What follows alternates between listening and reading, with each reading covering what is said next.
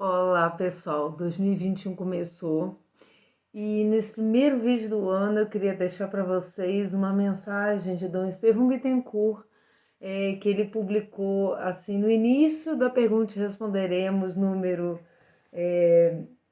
499 de 2004, em janeiro, com o título Ano Sai, Ano Entra. Eu queria pegar essa reflexão porque, por mais distante que pareça, né, 2004, é uma reflexão que tem tudo a ver com o tempo que nós estamos vivendo hoje. Aliás, essa mentalidade do mundo e dos problemas não passa, né? A gente vive nesses conflitos, por mais que a gente não esteja vivendo uma pandemia como a gente está vivendo agora, e todas essas questões que estão envolvendo ela, discussões políticas e filosóficas em torno dela, o ser humano está sempre se debatendo com os problemas desse mundo.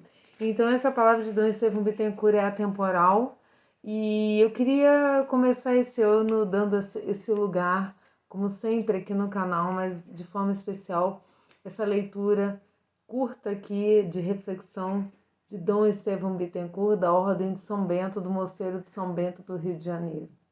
Vamos lá. Ano sai, ano entra e o tempo passa. Afinal, que é o tempo que passa tão rapidamente?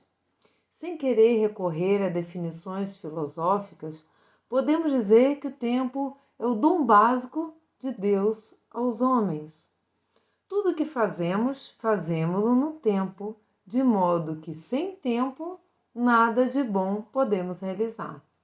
A consciência do valor do tempo escapa facilmente, visto que as ocupações cotidianas são tão absorventes que dificultam uma reflexão sobre o sentido do tempo.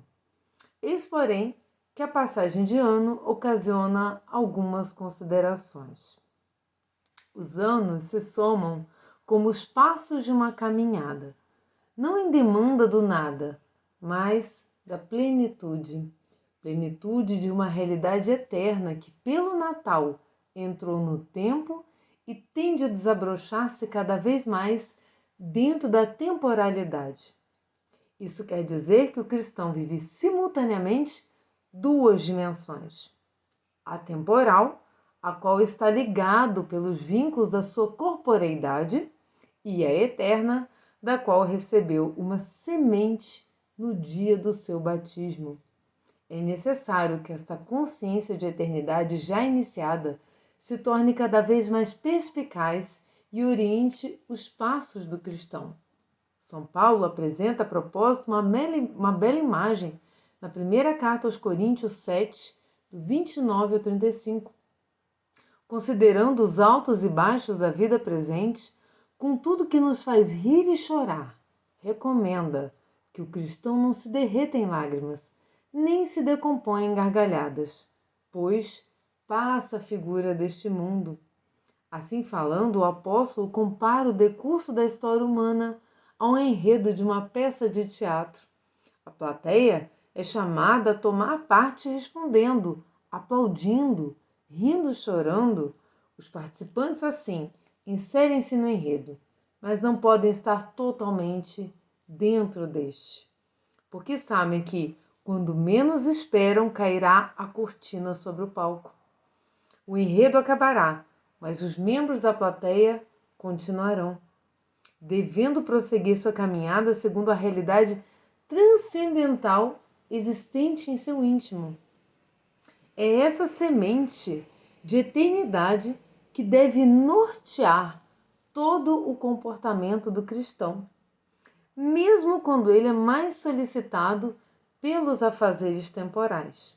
A comparação da história deste mundo a um enredo de teatro proposta pelo apóstolo não deprecia as realidades temporais, mas ilumina-as, salientando seu papel de sinais ou símbolos que apontam em direção do mais além. Ela significa que tudo passa, mesmo as situações mais aflitivas passam, e só Deus fica com a infinita riqueza de seus dons, os únicos que podem saciar plenamente as aspirações humanas. Com outra imagem, pode-se dizer o mesmo.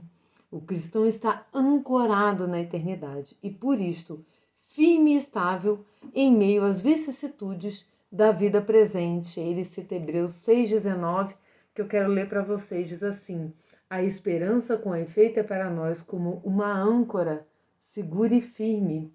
Ela penetra até além da cortina do santuário, no qual Jesus entrou por nós como precursor, feito sumo sacerdote eterno, segundo a ordem de Melquisedeque. E aí Dom Estevão termina: é com o olhar assim aberto para o absoluto e a âncora lançada no oceano da eternidade que iniciamos um novo ano. Seja para todos fecundo em frutos imperecíveis. E não importa, não é? Quais são os frutos materiais que nos rendeu 2020 ou que nos renderá 2021 ou o resto das nossas vidas. Independente do que a gente possa frutificar, e é bom frutificar materialmente também, porque as pessoas precisam disso para viver e os nossos irmãos também precisam da nossa ajuda. O que fica para nós disso tudo é o fruto imperecível, né? É o que nós ajudamos a construir para o reino de Deus e é aquilo que, como indivíduos, agregamos à nossa própria alma, ao nosso próprio espírito, porque, como disse Dom Estevão, né, existe uma realidade que já está em nós e ela é transcendente. E quando o apagar das luzes, as cortinas desse palco caírem, essa existência que já está em nós continuará. Então, de que forma ela está em nós hoje? Não é? Ela vai só continuar, ela não vai se modificar. É óbvio que, passando pelo purgatório, a gente tem a vantagem de ascender, né, em algum momento, no momento de Deus, após a nossa purificação. Mas é fato também que, se não estamos de acordo com o que Deus não nos ensina, com o que Deus nos ensina, fazendo o que Deus não nos ensina a fazer, ou o que Deus mostrou que era o outro caminho que não era o dele, nós já estamos assim ratificando o nosso futuro. E esse futuro que importa. E quando esse futuro chegará? Não é numa passagem do ano, né? É no apagar dessas luzes. Então fica para vocês essa reflexão que eu acho muito profunda, e Dom Estevão, com poucas palavras, né? E a sua sabedoria nos traduz o ensinamento de Cristo, né? O que Deus quer para a humanidade de uma forma muito simples e muito concreta, para que possamos continuar esse início de ano com a verdadeira esperança, a esperança que jamais se perde, independente das aflições que nós passamos. Como disse Jesus, no mundo tereis aflições, mas coragem, porque eu venci o mundo. Fiquem com Deus, um feliz 2021 para vocês e uma feliz eternidade eu desejo acima de todas essas coisas.